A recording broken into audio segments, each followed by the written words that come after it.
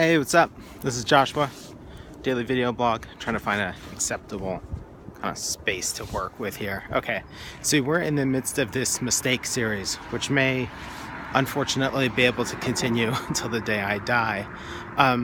What I want to talk about today is around starting a business. So I started a graphic design business, I guess I think something like 2004. And what am I going to go into? So it was me and my wife who started it. And, the other day I did a video about the idea of putting parameters around success and failure. Like, what are the triggers that if you set them off, you will quit? Like, you spend a certain amount of money in a certain amount of time, that it doesn't matter how promising it looks, you hit the trigger, pull the plug, and figure out, go to plan B. It's so, damn, I just walked into the shower, it's freezing. Okay.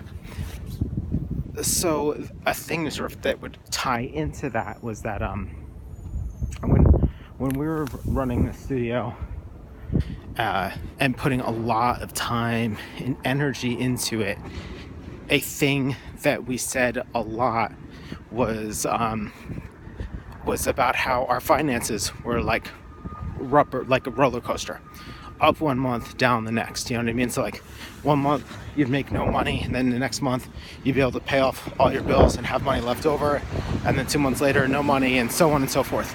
Basically really typical freelancer stuff that everybody says, and really typical small business stuff, especially if you run a service oriented business.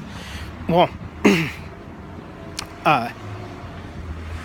one of the reasons that we were eventually able to sort of quit what we were doing was that we finally realized that that was dumb as shit.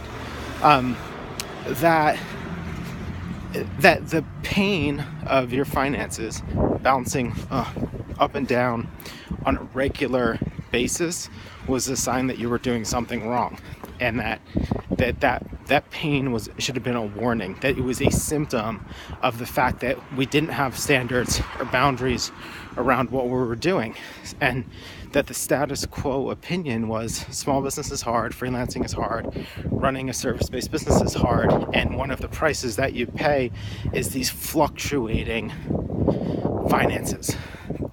That is terrible, stupid, unacceptable advice. And I think that the real reason that those statistics are so high for when a new business will fail is because everyone is adopting this notion.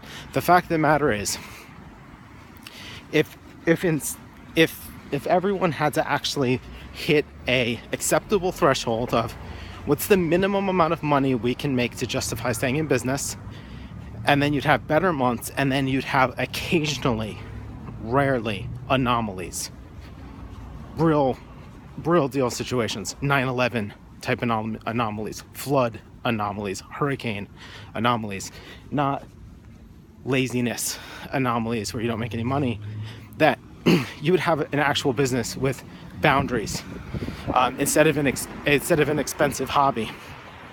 And the what am I trying to say here? So the point being that a business has an acceptable threshold of money that it needs to make, and that if it doesn't make that money, it makes drastic decisions are made.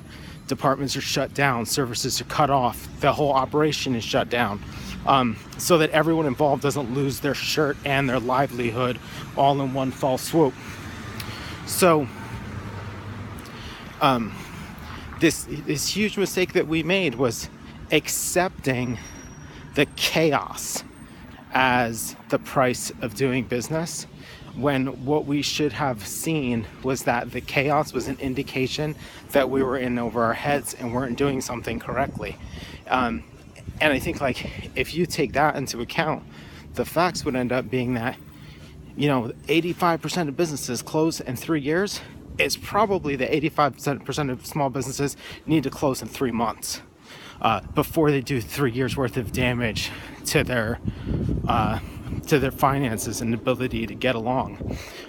If you're freelancing, if you're running your own studio, and you don't have a minimum threshold that you're meeting month after month that is like standard operating procedure, if instead it's some months I make a bunch of money and other months I make no money, you have an expensive hobby. Your shit is fucked up.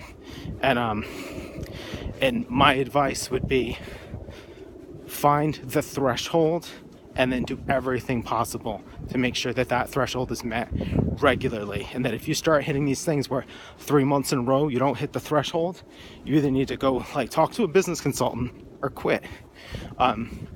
This was, I would say, a huge aspect in what made it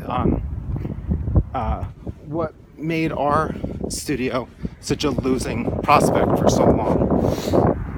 So that's today's video.